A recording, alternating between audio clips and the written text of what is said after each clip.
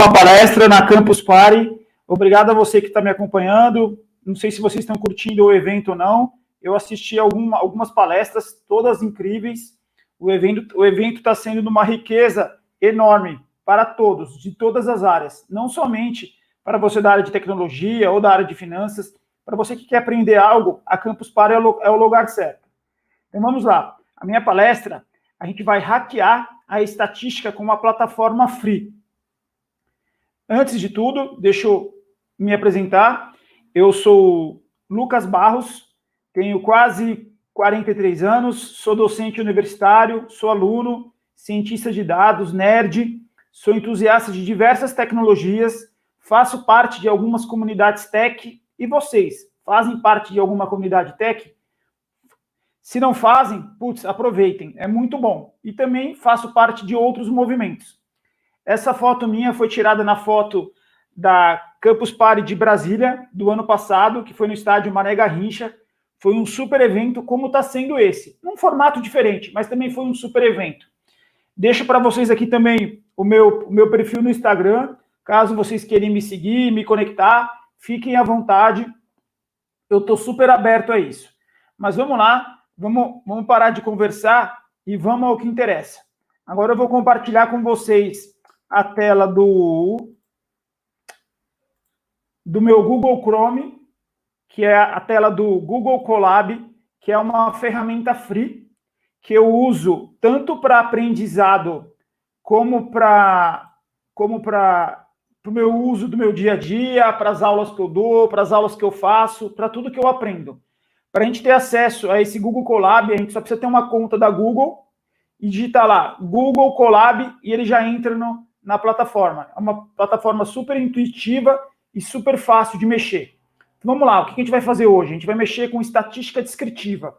E o que é estatística descritiva? Eu vou falar e a gente vai fazer ao mesmo tempo. Vai ser uma aula mega dinâmica, então não se perde aí não. Deixa para mexer no Instagram numa outra hora. Então vamos lá, estatística descritiva é o ramo que visa sumarizar e descrever qualquer conjunto de dados. Em outras palavras, é aquela estatística que está preocupada em sintetizar os dados de maneira direta, se preocupando menos com as variações e intervalo de confiança dos dados. Exemplos de estatísticas descritivas são a média, o desvio padrão, a mediana. Eu acho que vocês já devem ter ouvido falar esses termos em algum momento, mas agora a gente vai tratar isso de uma outra forma, através de uma outra ferramenta.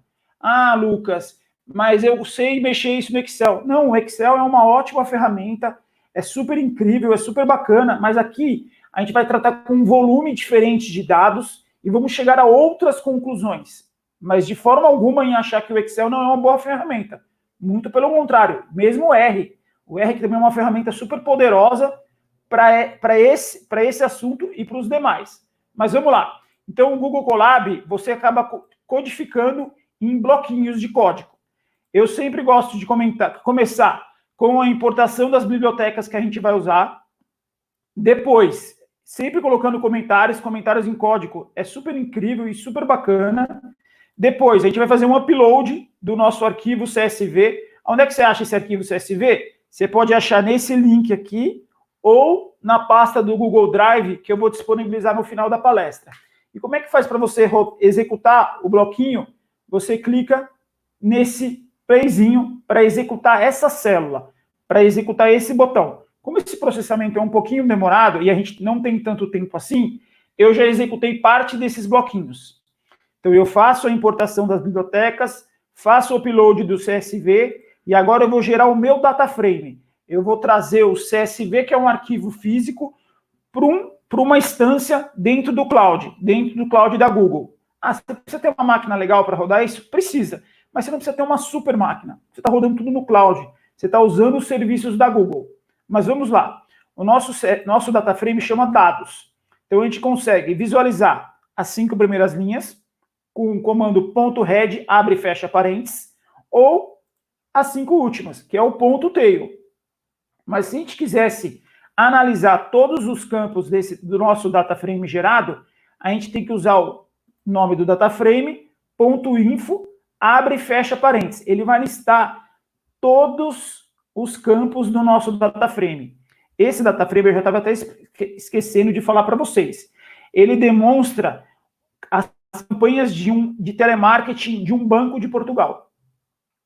Então, nós temos lá a idade, o trabalho, o job que a pessoa faz, o estado civil, a educação, se ela já teve algum empréstimo ou não, a duração dessa ligação, e o Y é se houve venda ou não para essa pessoa.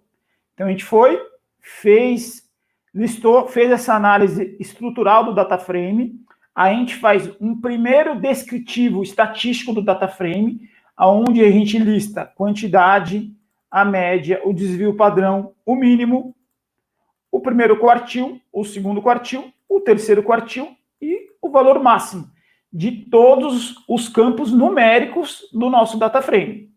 Mas por que a gente faz tudo isso? Vocês podem estar se perguntando. Por quê? Porque a nossa ideia é pegar dados, mexer isso, fazer uma grande salada, misturar, gerar informação e gerar conhecimento. Para quê? Para que num terceiro momento a gente chegue em inteligência. Essa imagem é uma imagem bem bacana. Aqui está o link da mesma, que eu sempre gosto de citar fontes quando eu coloco uma imagem em minhas apresentações. Mas vamos lá, vamos começar a trabalhar na estatística dentro do nosso Colab. Vamos lá, a estatística trabalha com diversas informações que são apresentadas por meio de gráficos, tabelas e com números, muitos números. A gente vai começar mexendo com as medidas de tendência central ou medidas de centralidade. A gente vai usar, aqui nesse nosso exemplo, existem muitas outras, é claro. A média aritmética, que talvez vocês já conheçam, a moda e também a mediana. E como é que a gente faz isso, Lucas? Simples. Na verdade, a gente está falando que é uma linha de código. Eu estou mandando printar do meu data frame dados a média do meu campo duração da ligação. Então, se eu der um executar, vai aparecer. Isso daqui está em segundos. Então, a média de uma ligação de todo esse data frame foi de quase 259 segundos. Agora, se eu quisesse fazer a mesma coisa para o campo de idade. Para o campo de idade também, super simples. A gente já começa a ter alguns parâmetros. Olha aqui, gente, tem um erro de português no meu comentário. Olha que mancada. Deixa eu já arrumar aqui, que eu não tinha visto.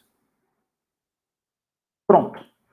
Agora vamos falar da mediana. A mediana vocês já devem ter ouvido falar lá em alguma vez, mas vamos relembrar. A mediana é a medida de tendência central que indica exatamente o valor central de um conjunto de dados. Se a gente for fazer isso em cima do mesmo campo de duração, olha lá, o número que está no meio de todo o nosso conjunto de dados é o 180.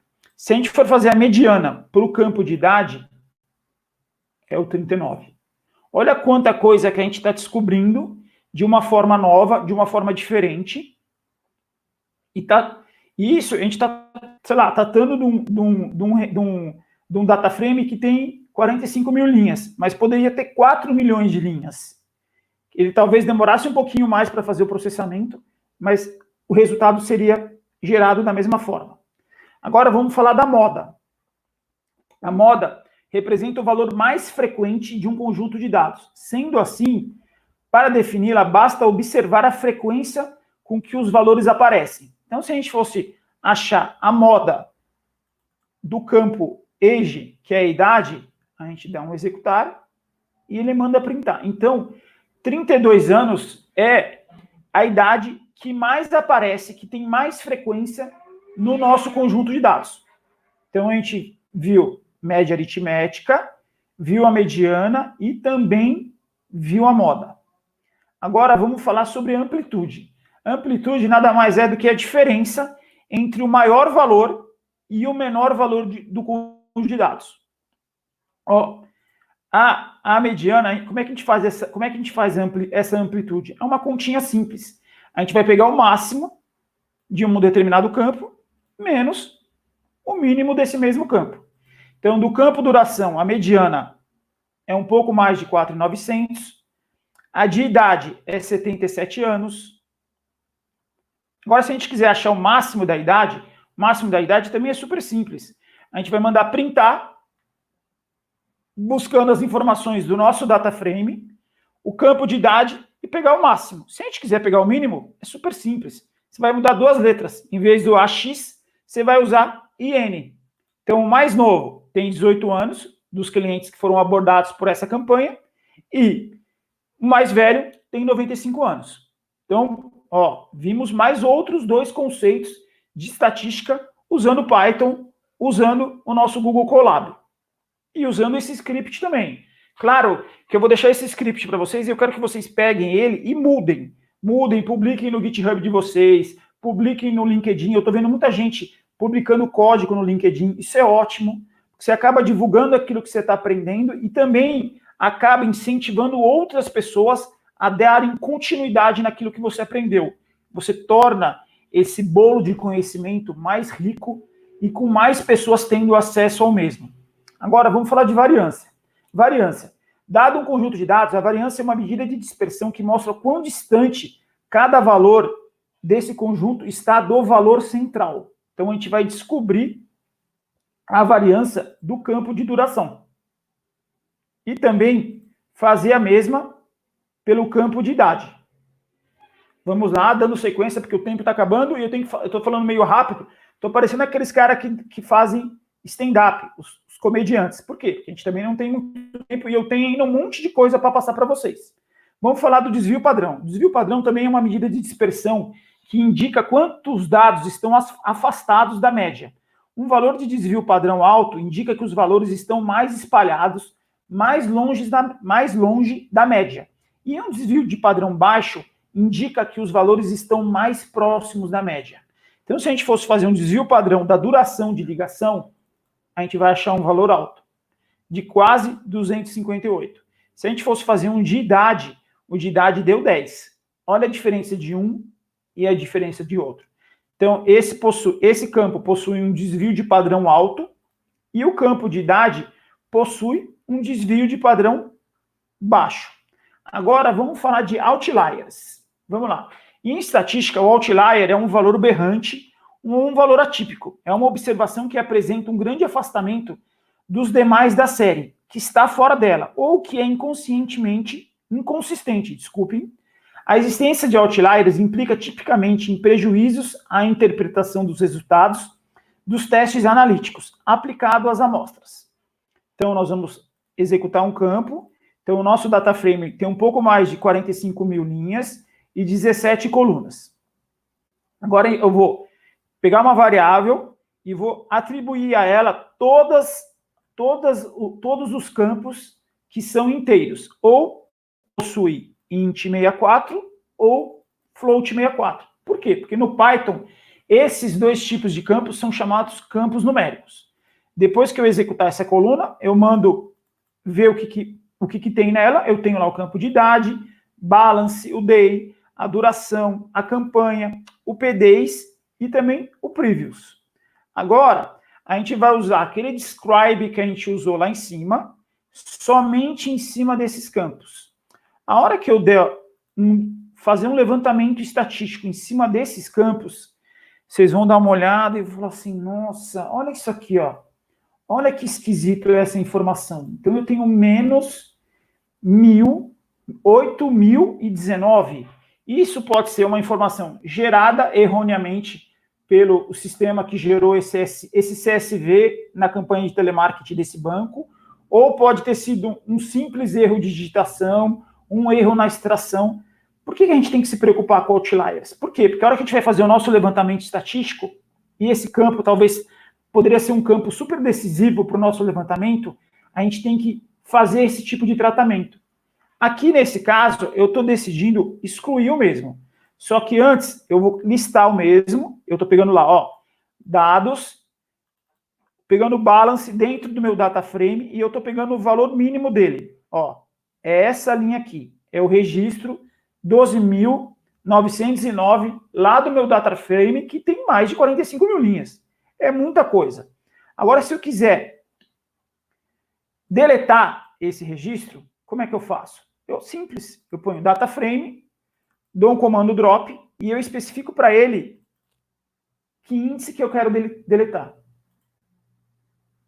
Pronto. Esse registro não faz parte mais do meu data frame dentro do Colab. Não, mas Lucas, eu apaguei do CSV. Não, o CSV continua intacto lá na sua máquina, lá no seu pendrive, no seu diretório do computador que você está usando. Aqui a gente está usando tudo no cloud, tudo na nuvem. Vamos tratar os dois últimos itens. Os dois últimos conceitos de hoje, porque o tempo está correndo, está voando aqui, gente. Vamos falar primeiro de covariância.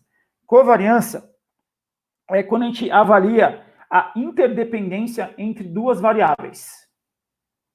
Nesse caso, uma covariância igual a zero indica que duas variáveis são totalmente independentes, enquanto que uma covariância alta e positiva indica que uma variável é grande quando a outra é grande. Quer dizer, uma aumenta, a outra aumenta. Analogamente, uma covariância negativa e com valor absoluto alto indica que uma variável é pequena quando a outra é grande. Então, são inversos. No caso, quando é tudo positivo, as duas sobem. Quando é negativo, uma sobe e a outra desce.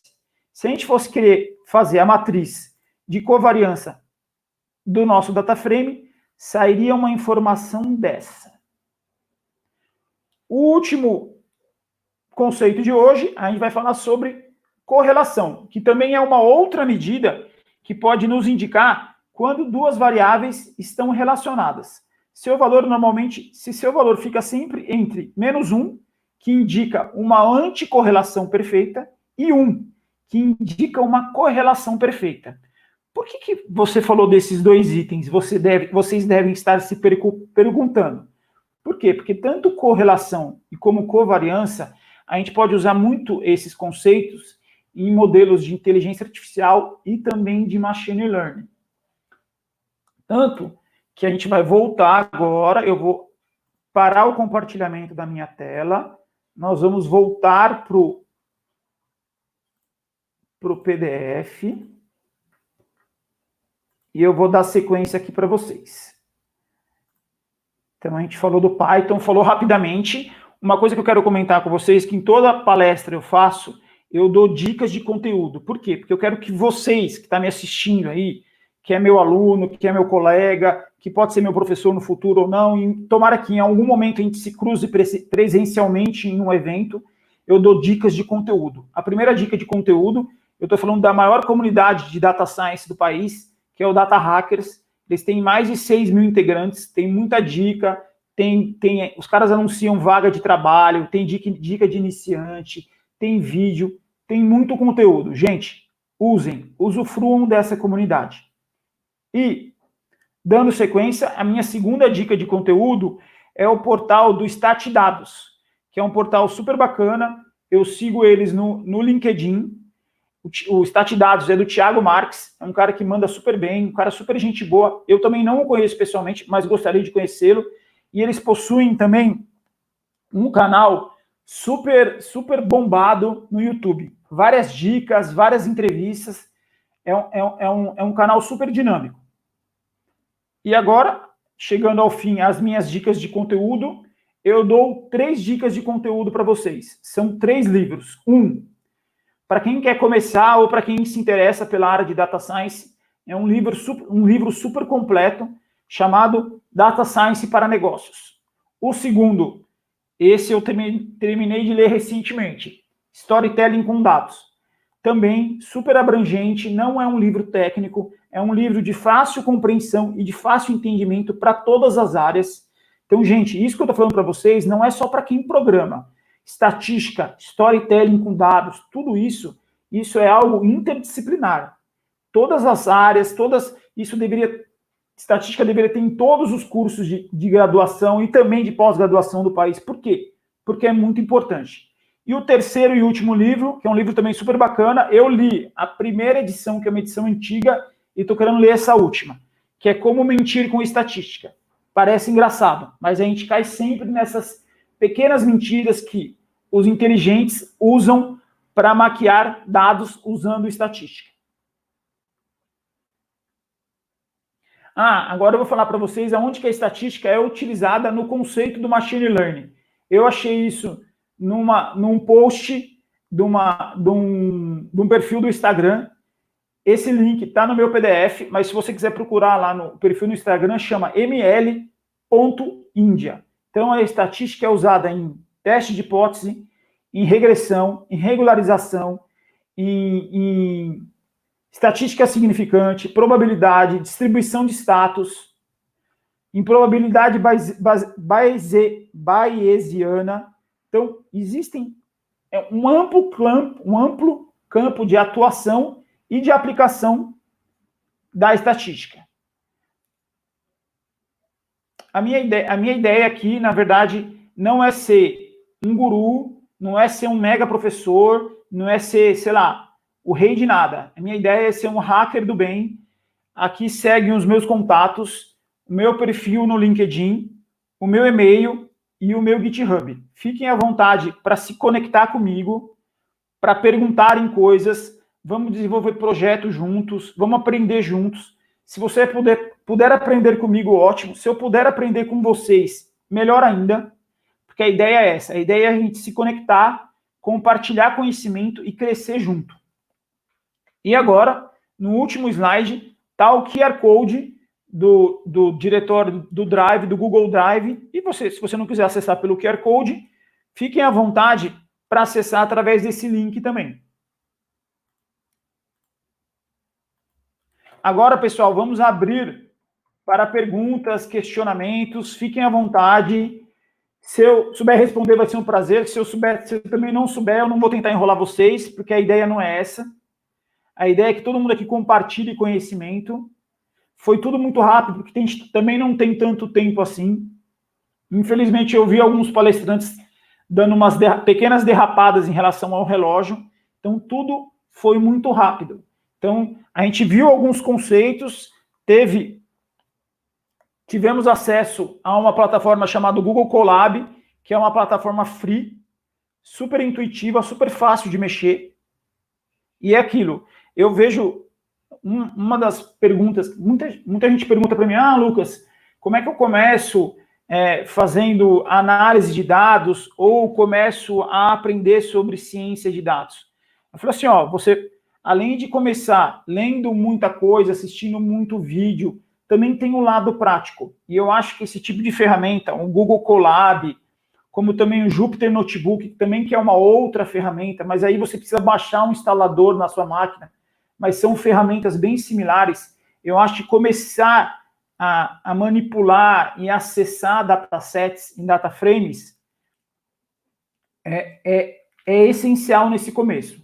Então, é bom atuar tanto do lado teórico, lendo livros, acompanhando blogs, acompanhando perfis, tanto no Instagram como no próprio LinkedIn, acompanhando canais no YouTube. A gente também tem que colocar o dedinho no teclado e sair programando.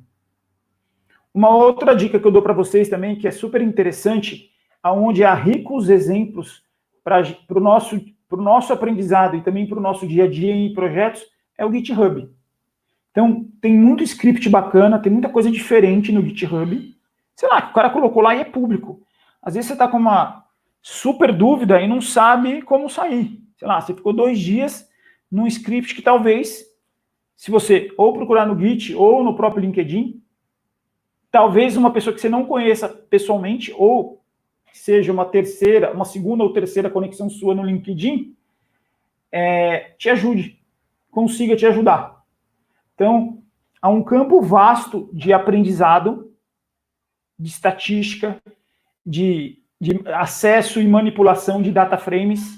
Eu já estou há um bom tempo já palestrando, aprendendo e ensinando, usando essas ferramentas. Então, eu acho, sei lá, super válido para quem quer começar ou para quem quer evoluir no assunto. Usem, abusem, se conectem com outras pessoas. Participem de eventos, ora assistindo, ora palestrando. Estudem. Porque, gente, preguiça não rola. A gente tem que ter preguiça para lavar louça, que é uma coisa que a gente está fazendo muito na quarentena. Mas para estudar, não dá para ter preguiça. Outra coisa que também que a gente está fazendo muito é lavar banheiro. E dá um baita trabalho. Mas estudar é bom demais.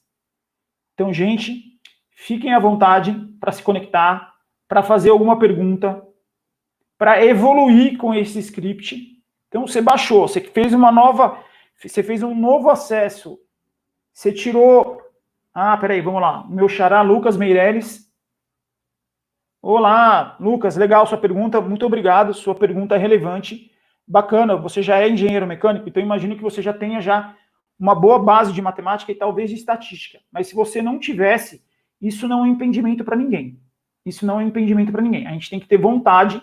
A área de data science, a área de análise de dados está bombando de emprego, está bombando de oportunidades. Que dicas que eu daria para você? Ó, você pode começar acessando essas duas dicas que eu dei na minha apresentação agora, que é o portal do StatDados e o Data Hackers. Eu não conheço essas pessoas. Eu gosto de divulgá-las porque eu sei que eles fazem um trabalho muito bem feito. Tipo assim, e começa pelo básico. Putz, então, dica 1, acessar portais. Dica 2, procura alguma coisa no YouTube. Dica 3, vai atrás desses livros. Putz, Lucas, livro é caro, tal, eu não tenho tanta facilidade para ler, mas tem muita coisa escrita em artigos pequenos de fácil compreensão e de entendimento. Então, canais, os sites, as duas comunidades que eu comentei com vocês, canais no YouTube, livros. Se você não tiver uma conta no Google, cria uma conta no Google rapidinho e começa, de alguma forma, meio que fazendo o básico do básico, acessando alguma coisa, fazendo uma manipulação, acesso aos dados. Eu não quero acessar um data frame com 45 mil linhas. Eu quero criar um data frame de 4 colunas e 10 linhas. Tudo bem, simples. Não tem nada muito complicado. Lucas, e também se você quiser entrar em contato comigo, porque o nosso horário já está acabando, já me avisaram aqui, eu posso te dar outras dicas também. E também posso fazer isso também para outras pessoas. Por quê? Porque eu quero que vocês peguem esse conteúdo e consigam continuar estudando. Para isso. Para quê? Para que isso traga algum benefício para vocês. Pode ser um benefício de grana, uma melhora no trampo ou uma mudança de projeto, mas que isso gere conhecimento para vocês. Lucas, mais uma vez, obrigado pela sua pergunta e espero ter respondido a mesma. Mas fico super aberto a novas perguntas, tanto aqui como também fora, assim que o evento terminar. O ritmo, mais uma vez, eu peço vocês desculpa, porque o ritmo foi super dinâmico, porque também nós não tínhamos tanto tempo assim. De antemão, agradeço a todos vocês que vieram, que estão me assistindo, e também uma super lembrança a Campus Party.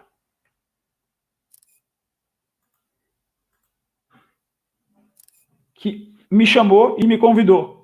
E também um grande abraço para os staffs da Campus Party. Hoje está sendo a minha terceira palestra no evento, fui super bem atendido, super bem assessorado, não tive problema algum, foram super simpáticos e foram até pacientes comigo.